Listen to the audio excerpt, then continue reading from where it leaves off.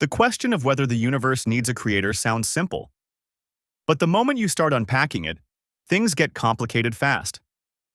People have been trying to answer it for as long as we've been able to ask questions. The instinct to look for a cause, a beginning, is wired into us.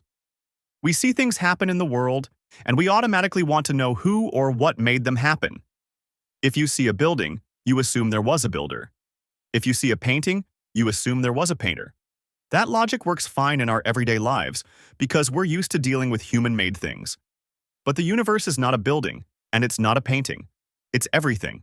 The totality of matter, energy, space, and time. Applying the same logic to it can be misleading.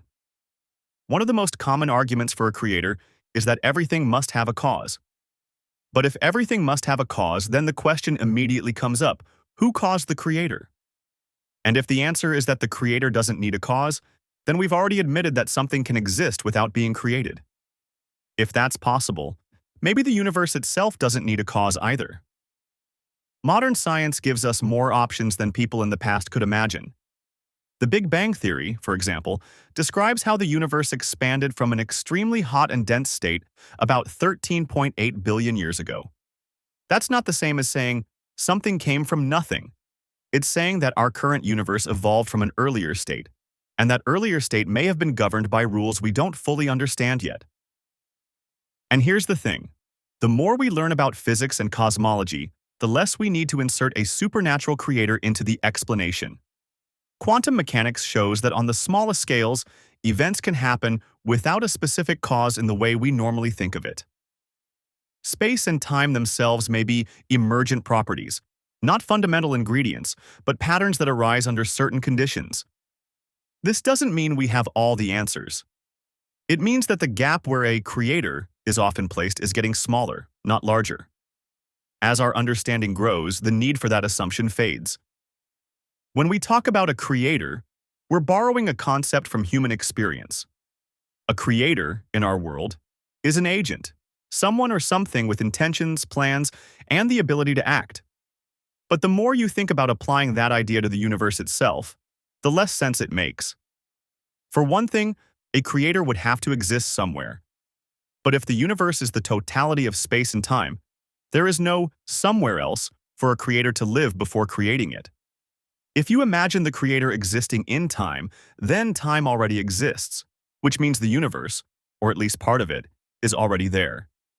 And if the creator exists outside of time, then we lose the concept of before and after, which are the only ways we normally understand causation. Philosophers have pointed this out for centuries.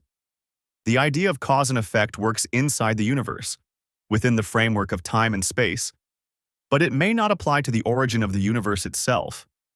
Asking what caused the universe may be like asking what's north of the North Pole. There's also the issue of complexity. If the universe is so complex that it needs a designer, then the designer, who would have to be even more complex, also needs an explanation. Saying the creator just exists is really just stopping the conversation one step earlier. We're left with the same mystery, just wearing a different label. Some people argue that the universe looks designed, that the physical constants are tuned in such a way that life is possible. But that argument depends on the assumption that the universe was meant for life in the first place. If life is just one outcome among many possible outcomes, then the fact that we're here to observe it isn't surprising. We couldn't be here in a universe where we couldn't exist. This is called the anthropic principle. It doesn't require a designer, it just notes that our perspective is necessarily biased. Out of all possible universes, we can only observe the kind we can survive in. Once you let go of the assumption that everything must be the result of an intentional act, the question changes. Instead of who made this, it becomes what processes could lead to this. And that's a question science is uniquely equipped. In recent decades, scientists have developed models that describe how a universe like ours could emerge naturally from the laws of physics, without the need for a guiding hand. One of the most intriguing ideas comes from quantum mechanics. On very small scales, empty space isn't really empty. It's a frothing sea of energy, with particles and antiparticles constantly appearing and disappearing. These fluctuations are normally tiny and fleeting, but under certain conditions they could give rise to something much larger. Some physicists suggest that our universe could have begun as a quantum fluctuation, a rare event that, once it happened, set off the chain of expansion we now call the Big Bang. Another idea is cosmic inflation. Shortly after the Big Bang, the universe appears to have gone through a period of extremely rapid expansion. Inflation theory explains a lot of the large-scale structure we see today. And in some versions of the theory, inflation might never stop completely. That would mean new pocket universes are constantly being formed in different regions of space, each with its own physical properties. This is one version of the multiverse idea. In a multiverse, our universe isn't special in the sense of being the only one. It's just one among countless others.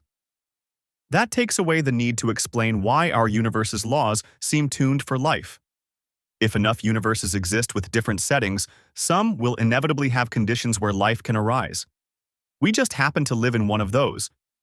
There's also the possibility that the universe is eternal in some form. It might go through endless cycles of expansion and contraction, big bangs followed by big crunches over and over. In that view, there's no first moment to explain, any more than there's a first point on a circle. None of these ideas are proven beyond all doubt. And they may never be, because we're dealing with phenomena at the very limits of what we can observe. But the point is that natural explanations exist. The universe doesn't force us to accept a supernatural cause just because it's big, complex, or mysterious. And the more we understand, the more it looks like the question, who created the universe, might be based on a false assumption. That creation is the only way something can exist. If science can offer natural explanations for the universe, why does the creator idea remain so powerful? Part of the answer lies in human psychology. Our brains evolved to detect patterns and assign agency, to assume that events happen because something or someone caused them. This was a survival advantage in the past. If you heard a rustle in the bushes, it was safer to assume there was a predator than to think it was just the wind. That same instinct makes us more likely to see design where there might just be natural processes. There's also the fact that a creator is an easy, emotionally satisfying answer. It gives a sense of closure. Instead of wrestling with complex physics or abstract philosophy, you can just say, it was made by someone, and feel like the question is resolved. It's simple, it's familiar, and it fits into the way we already understand human-made things. Cultural reinforcement plays a huge role too. In many societies, the idea of a creator is woven into education, traditions, and rituals from childhood. People grow up hearing it stated as a given, not as one possibility among many. Over time, it becomes the default explanation, one that feels natural and unquestionable. And there's an emotional comfort in it. A creator isn't just an explanation for how things began. It can also be a source of meaning, purpose, and reassurance. If you believe someone made the universe intentionally, it's easier to believe your own life has a specific place in that plan. That can be deeply appealing, especially in times of uncertainty or loss. But psychological appeal and cultural tradition don't tell us whether something is true. They only tell us why an idea might persist, regardless of the evidence. And when it comes to the origins of the universe, the truth isn't something we can decide based on what feels comforting. That's why it's worth separating the emotional desire for a creator from the question of whether the universe. When you put all of this together, the question, does the universe need a creator, turns out to be more complicated and more interesting than it first appears. We know that many things in our everyday experience do need a maker. Cars don't build themselves. Bridges don't appear out of thin air. But the universe is not a human-made object. It's not inside a larger reality where builders and tools exist. It is the larger reality, at least from our perspective. Science has shown us that there are ways for a universe to exist without being the product of an intentional act. It could emerge from quantum processes. It could be one of many in a multiverse. It could have no beginning at all, existing in some form forever.